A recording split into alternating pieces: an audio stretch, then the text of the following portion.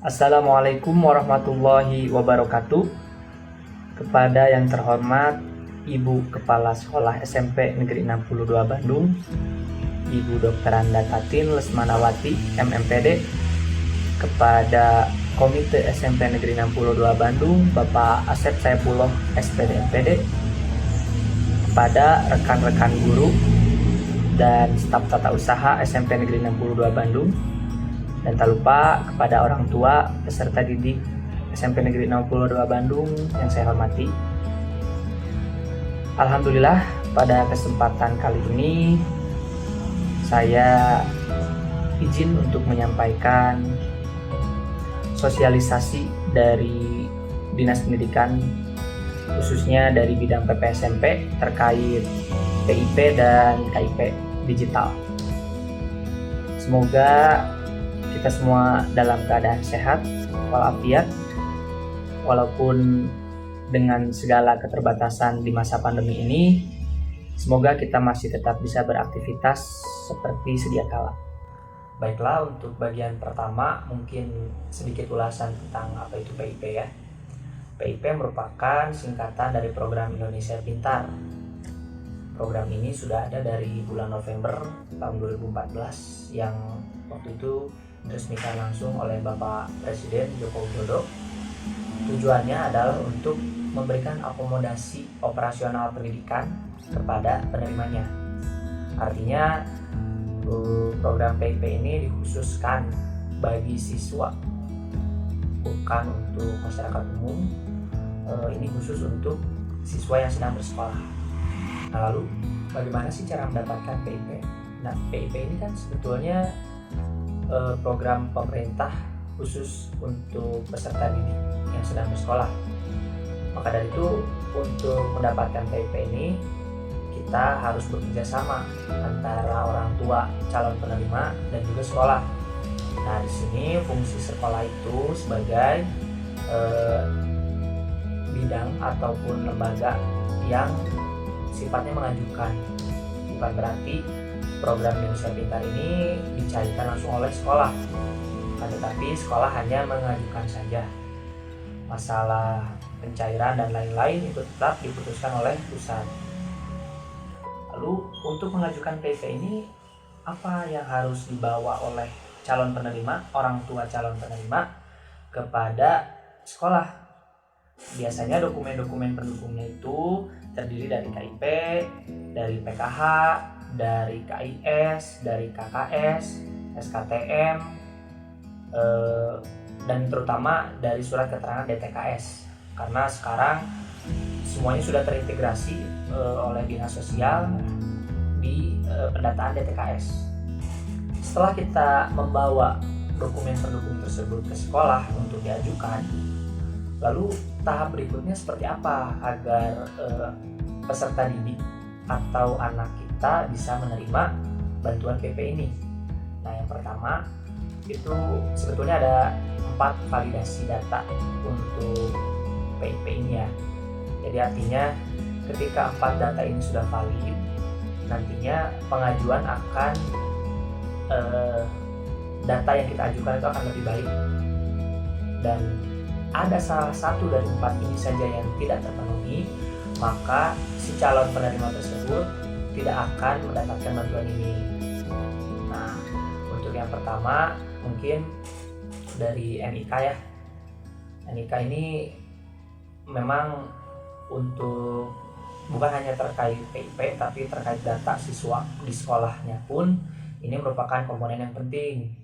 NIK dari siswa ini kebanyakan masalahnya itu karena NIK-nya belum dimutakhirkan atau belum di-update.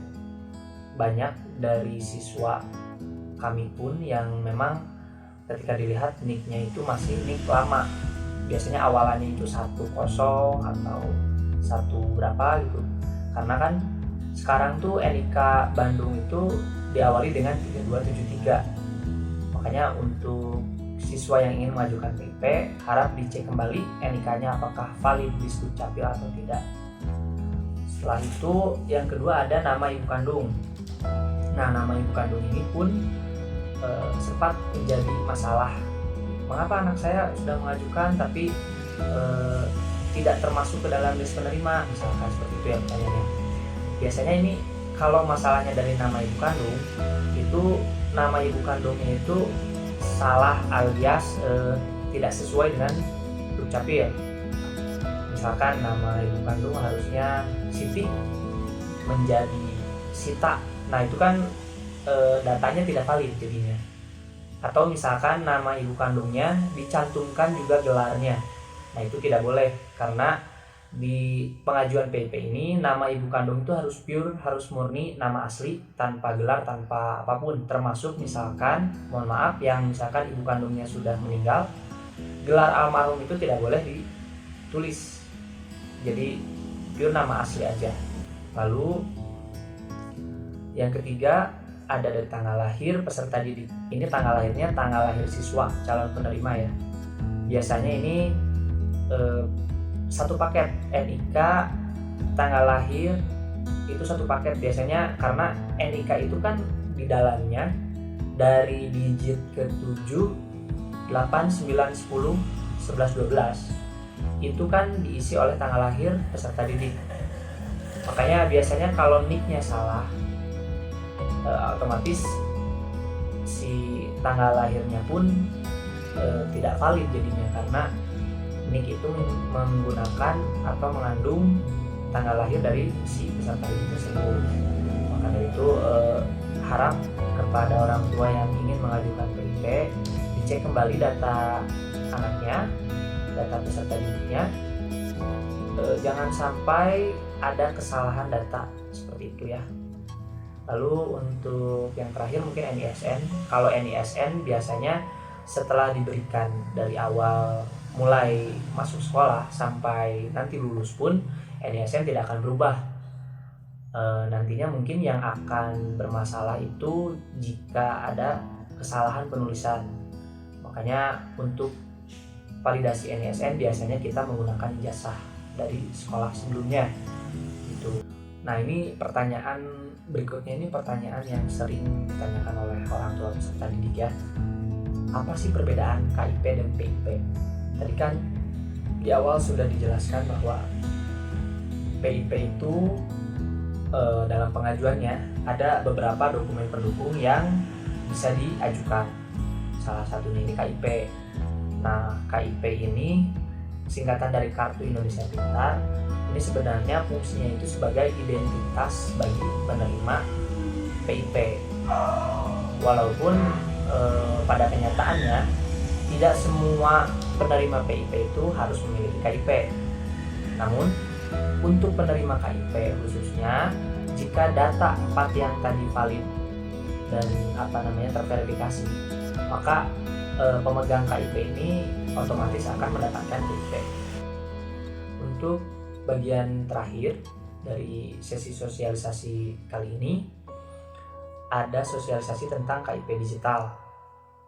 Kalau penerima ataupun pemilik KIP mungkin sudah pada tahu ya, kalau KIP itu bentuknya itu kan fisik seperti kartu ATM. Nah, untuk tahun 2022 KIP itu tidak akan berbentuk fisik lagi. Menerbitkan KIP atau Kartu Indonesia Pintar ini secara digital. Untuk verifikasi dan validasinya nanti akan dilakukan secara online. Jadi bagi pemilik Kartu Indonesia Pintar yang sekarang itu, untuk tahun depan Kartu Indonesia Pintarnya tidak akan berlaku lagi dan memang sudah harus dibuang, atau instruksinya sih harus dipatahkan ya, harus dibuang saja, tidak boleh digunakan lagi, karena per tahun 2022 itu KIP sudah tidak berlaku lagi. Lalu KIP digital itu diterimanya bagaimana? Dikirim dari siapa? Nah, KIP digital ini akan dikirimkan oleh pihak sekolah kepada si pemegangnya.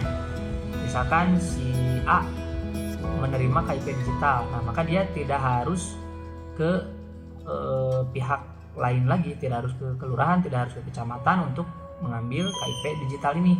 Nantinya soft copy KIP digital ini akan dikirimkan oleh pihak sekolah kepada pemegang. Untuk mendapatkan KIP digital ini bagaimana? Karena ini fakta ya, bahwa semua pemegang KIP ini tidak semuanya bisa mendapatkan KIP digital lagi, karena sekarang data siswa yang penerima atau pemegang KIP digital ini sudah terintegrasi dengan Dinas Sosial melalui DTKS. Artinya jika Bapak Ibu ingin anaknya mendapatkan KIP digital ini, silahkan untuk menghubungi kecamatan setempat, kecamatan di mana Ibu tinggal, untuk mengajukan anaknya sebagai terdaftar di DTKS. Karena nantinya setelah anak itu terdaftar di DTKS, nanti datanya akan disinkronkan oleh sekolah via online ya, tidak harus datang ke sekolah. Asal terdaftar di DTKS, di Dinas Sosial, maka nanti si KIP digital itu akan muncul ke web PIP sekolah yang nantinya akan disalurkan ke peserta didik pemegangnya. Seperti itu. KIP digital ini ada masa berlakunya. Jadi jika yang sebelumnya itu kan KIP memang ada masa berlakunya, tapi durasinya mungkin lebih panjang. Kalau yang sekarang KIP digital itu durasinya hanya untuk 1 tahun. Jadi misalkan 2022 si A mendapatkan KIP digital, pemegang KIP digital. Nah, belum tentu di 2023 itu si A tersebut mendapatkan KIP digital lagi. Jadi setiap tahunnya si data di Dinas Sosial, di DTKS itu akan diupdate. Artinya kalau peserta didik tersebut masih terdaftar di DTKS, maka KIP digital otomatis akan terbit. Lalu nantinya bagaimana KIP digital ini cara penggunaannya? Nah, untuk penggunaannya sama persis seperti KIP yang sebelumnya. Bentuknya pun nanti saya tampilkan di sini. Ini bentuknya sama, namun nanti kan softcopy yang diberikan oleh sekolah. Jadi orang tua peserta didik atau peserta didik tersebut bisa mencetak sendiri, boleh di kertas biasa pun, atau disimpan softcopy-nya saja, tidak masalah, karena di situ nantinya mengandung barcode yang ketika di-scan itu akan langsung ngelink ke pusat, ke PIP pusat. Jadi terlihat nanti ketika di-scan itu data KIP ini valid atau tidak, seperti itu. Sepertinya sosialisasi kali ini materinya mungkin cukup sampai di situ saja. Ini sosialisasi ini mungkin sifatnya saya hanya meneruskan sosialisasi dari Dinas Pendidikan Kota Bandung melalui bidang PPSP yang kemarin dilaksanakan pada tanggal 19 Oktober 2021. Saya mungkin hanya meneruskan saja materi ini. Jika ada pertanyaan terkait KIP digital, mungkin bisa disampaikan kepada wali kelas masing-masing untuk ditampung dan diberikan kepada saya nanti pertanyaannya. Sosialisasi kali ini hanya sampai di sini saja. Mungkin terima kasih atas perhatiannya. Semoga apa yang saya sampaikan bisa bermanfaat, informatif, dan bisa diterima maksud dan tujuannya oleh pendengar. Wabillahi taufiq wal hidayah. Wassalamualaikum warahmatullahi wabarakatuh.